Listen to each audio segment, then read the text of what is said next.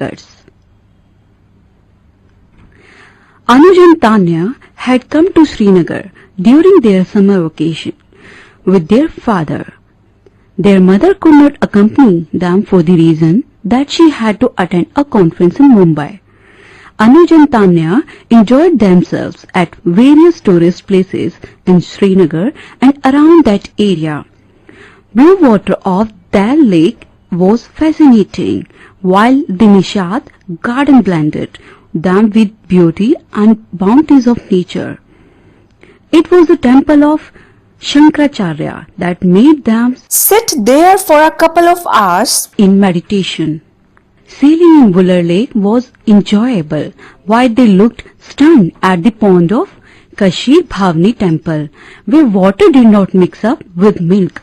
It was the height of the Suleiman mountains that gave them a real taste of adventure. It was a pleasant morning. Anuj and Tanya were excited as they were Going home by air, They had arrived at the airport well in time. The flight was scheduled at 9 a.m. After various security checks, they entered the aeroplane.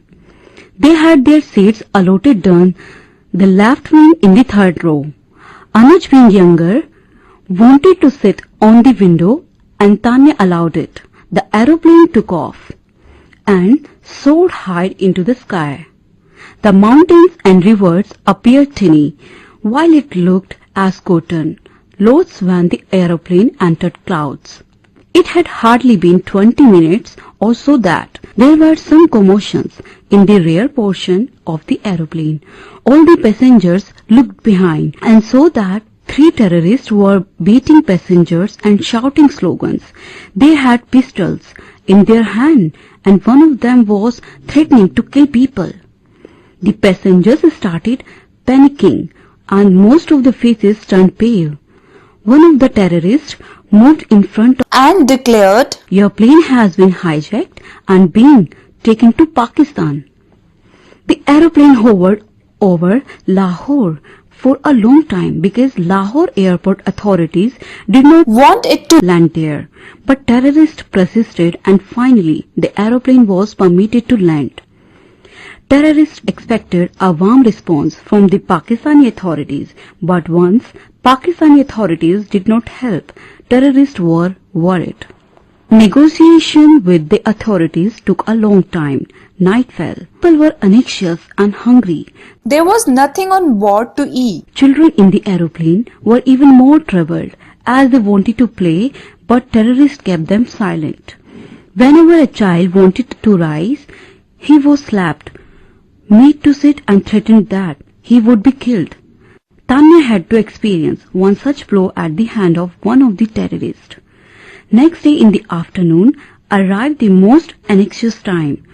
Talks with the authorities had failed. One of the terrorists In the front declared, "Say your prayers. We are going to blow up the aeroplane." Passengers panicked, although they had not seen any bombs with the terrorists. They presumed that the terrorists had won. The terrorists declared again, "Within 10 minutes, you all shall die. and so shall we. Say your last prayers." These were tense moments. People were worried. They remembered the God Almighty and their family and friends. 10 minutes passed, but nothing happened. People looked up to see. What was happening?